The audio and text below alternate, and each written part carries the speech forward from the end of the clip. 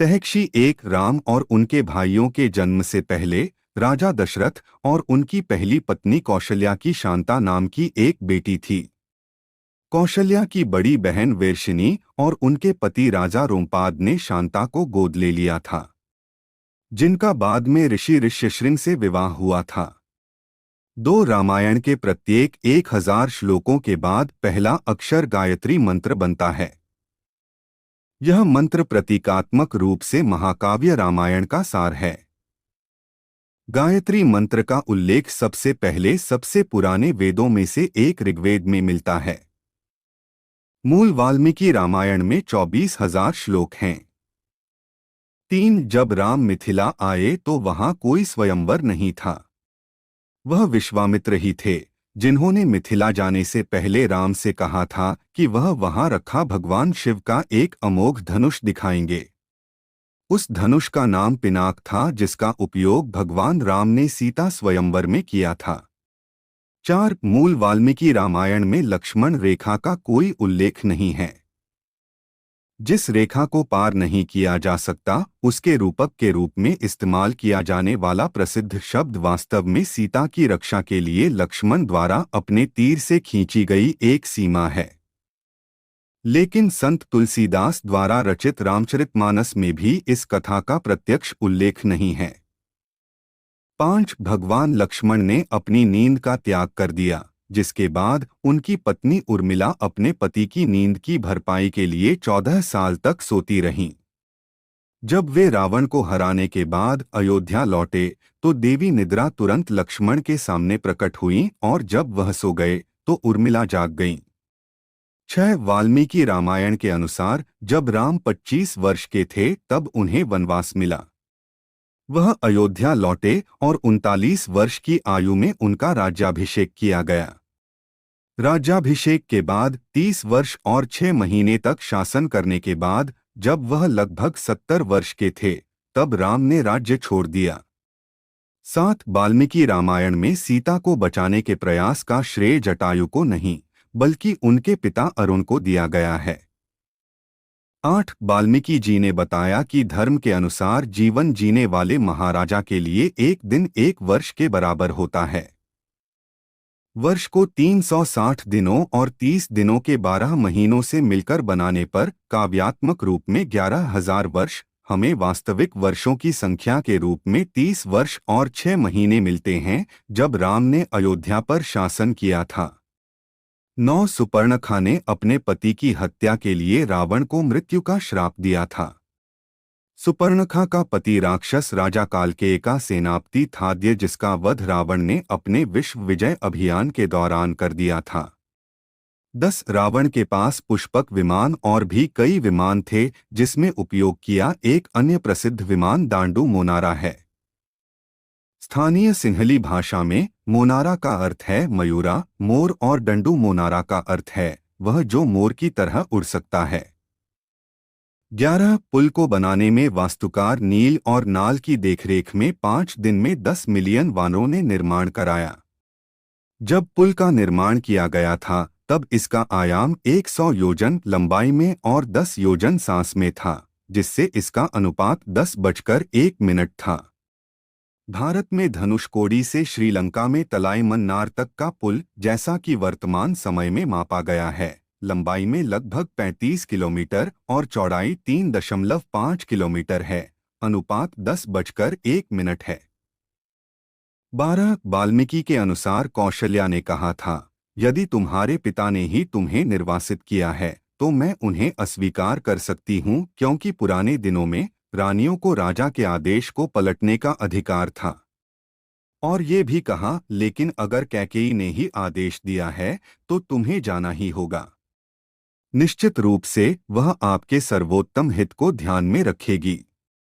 13 राम को ब्राह्मण वध प्रायश्चितम अर्थात ब्राह्मण रावण की हत्या का प्रायश्चित करना पड़ा।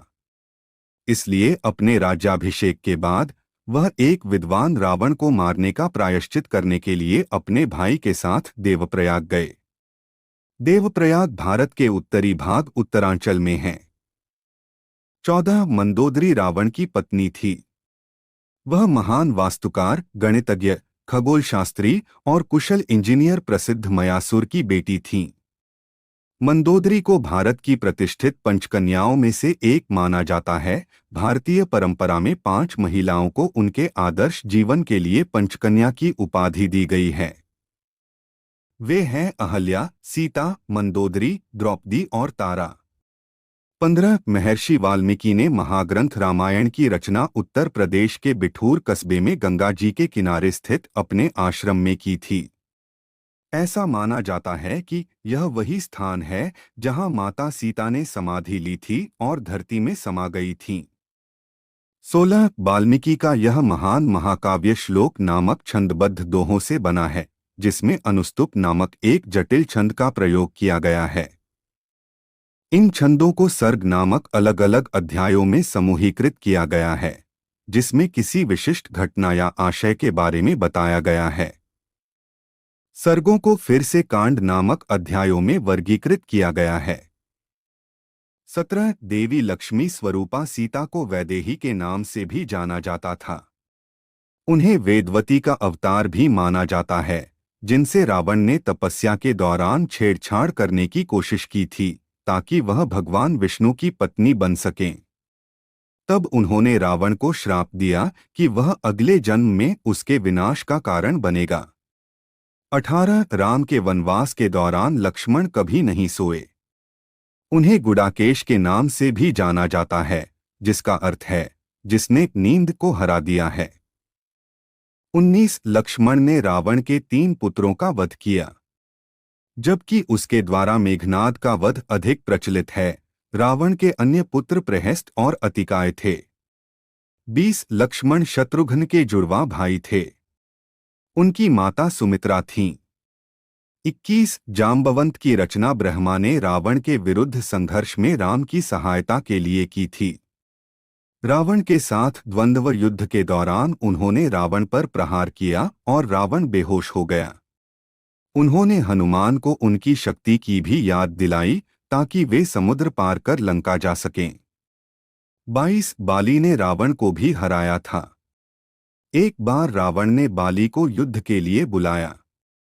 उन्होंने रावण को अपनी पूंछ में पकड़ लिया और उसे संपूर्ण विश्व में घुमाया। विनम्र होकर रावण ने युद्ध विराम का आह्वान किया। 23 शत्रुघ्न को विष्णु के शंख का अवतार माना जाता है। शत्रुघ्न का विवाह राजा कुशाध्वोजन की पुत्री श्रुतकीर्ति से हुआ था।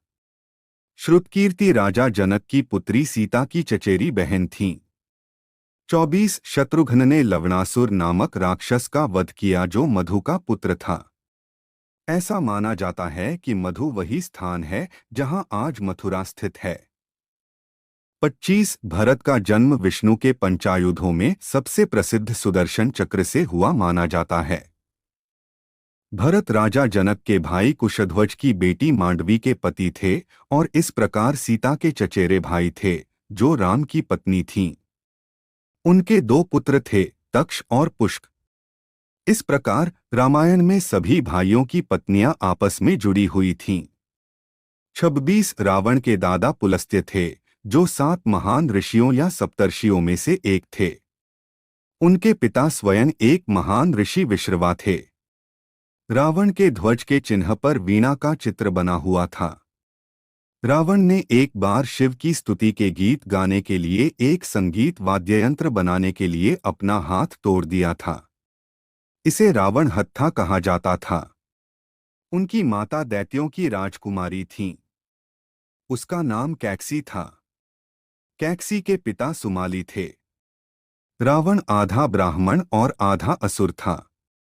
27 कैकसी के माता पिता सुमाली और केतुमती ने विश्रवा की योग शक्तियों के बारे में सुना। वे विश्रवा को अपना दामाद बनाना चाहते थे ताकि उनकी शक्तियां बढ़ सकें। उन्होंने विश्रवा और कैकसी की मुलाकात कराई। बाद में विश्रवा और कैकसी 5 बच्चों के माता पिता बने: कुबेर, रावण, कुंभकर्ण, शूर्पणखा और विभीषण। 28 कुंभकर्ण को धर्मात्मा, बुद्धिमान और बहादुर माना जाता था, जिससे इंद्र उससे ईर्ष्या करते थे। अपने भाइयों रावण और विभीषण के साथ उन्होंने भगवान ब्रह्मा के लिए एक प्रमुख यज्ञ और तपस्या की। जब ब्रह्मा से वरदान मांगने का समय आया तो देवी सरस्वती ने उनकी जीभ को बांध दिया, इंद्र के अनुरोध पर कार्य करते हुए। इसलिए इंद्रासन, इंद्र का आसन मांगने के बजाय उन्होंने निद्रासन, सोने के लिए बिस्तर मांगा। 29 कुंभकर्ण के 2 पुत्र कुंभ और निकुंभ थे। वे भी राम के विरुद्ध युद्ध में लड़े और मारे गए। 30 श्री राम की मां कौशल्या कौशल देश की राजकुमारी थी। कौशल्या के पिता का नाम सकौशल व माता का नाम अमृत प्रभा था। 31 वनवास के दौरान श्री राम ने कबंध नामक एक श्रापित राक्षस का वध किया था। उसी ने राम को सुग्रीव से मित्रता करने का सुझाव दिया था। 32 रावण जब विश्व विजय पर निकला तो उसका युद्ध अयोध्या के राजा अनर्ण्य के साथ हुआ, जिसमें रावण विजयी रहा। राजा अनर्ण्य वीरगति को प्राप्त हुए। उन्होंने मरते हुए श्राप दिया कि तेरी मृत्यु मेरे कुल के एक युवक द्वारा होगी। 33 हनुमान का मकर ध्वज नाम का एक पुत्र था, जो रावण के सौतेले भाई पाताल लोक के शासक अहिरावण का वफादार सैनिक था। जब हनुमान अहिरावण द्वारा अपहरण कर लिए गए राम और लक्ष्मण को बचाने गए तो मकर ध्वज ने हनुमान को द्वंद्व युद्ध में हरा दिया। 34 अहिरावण का वध हनुमान जी ने किया था। फिर उन्होंने अपने पुत्र मकर ध्वज को राजा बनाया और राम और लक्ष्मण के साथ चले गए। 35 राम ने इंद्र से उन सभी वानरों को जीवित करने का अनुरोध किया, जिन्होंने युद्ध में अपनी जान गंवा दी थी। वे सभी बहादुर थे, अपनी ऊर्जा साबित कर रहे थे और उन्होंने अपनी मृत्यु को ध्यान में नहीं रखा। उन्होंने कठिन प्रयास किए और मर गए। हे इंद्र, उन्हें उनका जीवन लौटा दो। इसके बाद वे सभी वानर योद्धा मानो नींद से उठे हों और उनके सभी अंग घावों से पूरी तरह ठीक हो गए। सभी बंदर आश्चर्यचकित होकर एक दूसरे से कहने लगे, यह कौन सा चमत्कार है। 36 रावण का मूल नाम दशग्रीव था, जिसका अर्थ है 10 सिर वाला। शिव ने अपने पैर के अंगूठे से पर्वत को नीचे दबा दिया, जिससे दशग्रीव का हाथ कुचल गया। दासग्रीव ने पीड़ा में जोर से चीख निकाली, जिससे उसका नाम रावण पड़ गया, जिसका अर्थ है दहाड़ने वाला या चिल्लाने वाला। 37 शक्तिशाली राम के अलावा रावण 2 अन्य राजाओं से भी पराजित हुआ था। एक था वानर राजा बाली और दूसरा था कार्तवीर्य अर्जुन, महिष्मती का राजा, जिसे 1000 भुजाओं वाला भी कहा जाता था। 38 वाल्मीकि रामायण के अनुसार रावण को अकंपन नाम के राक्षस ने राम के बारे में बताया था। वह उस युद्ध में जीवित बचा एकमात्र व्यक्ति था, जिसमें राम ने 48 मिनट में रावण के 14,000 राक्षसों को मार डाला था, जिसमें उसके चचेरे भाई खर और दूषण भी शामिल थे। 39 राम और रावण के बीच अंतिम युद्ध में रावण के सारथी ने देखा कि उसका राजा चल रहे द्वंद्व के कारण थक गया था। अपने स्वामी को कुछ राहत देने के लिए उसने रथ को युद्ध के मैदान से दूर भगा दिया। रावण युद्ध से भागते हुए सारथी पर क्रोधित था, क्योंकि उसने उसे कायर की तरह दिखाया था। सारथी ने शांति से कहा कि वह चाहता था कि लंका के स्वामी के प्रति अपनी वफादारी का आश्वासन देते हुए पूरी तरह से सक्रिय होकर कार्रवाई में वापस आने से पहले रावण स्वस्थ हो जाए। अपने सारथी के शब्दों से प्रभावित होकर रावण ने उसे एक रत्नजड़ित हस्त मुद्रिका भेंट किया और युद्ध के मैदान में वापस ले जाने का आदेश दिया। 40 भगवान राम ने पृथ्वी पर अपने कर्तव्यों को पूरा करने के बाद वैकुंठ लौटने की इच्छा व्यक्त की, लेकिन हनुमान ने मृत्यु के देवता को राम से मिलने की अनुमति नहीं दी। हनुमान का ध्यान राम की अंगूठी लाने में लग गया, जिसे उन्होंने पाताल में फेंक दिया था। यम इस शर्त पर आने के लिए सहमत हुए कि उनकी बातचीत गोपनीय होनी चाहिए और जो कोई भी कमरे में प्रवेश करेगा उसे मौत की सजा दी जानी चाहिए। इसलिए राम ने लक्ष्मण को कमरे की सुरक्षा का जिम्मा सौंपा। लेकिन ऋषि दुर्वासा राम से मिलने आए। प्रारंभ में लक्ष्मण ने विनम्रतापूर्वक मना कर दिया, लेकिन अयोध्या को श्राप देने की धमकी मिलने के बाद लक्ष्मण ने बैठक को बाधित करने का फैसला किया। राम के वचन को पूरा करने के लिए लक्ष्मण ने सरयू नदी के तट पर अपने प्राण त्याग दिए। राम की मृत्यु से पहले लक्ष्मण की मृत्यु हो गई क्योंकि वह शेषनाग के अवतार थे। उन्हें विष्णु से पहले वैकुंठ लौटना पड़ा।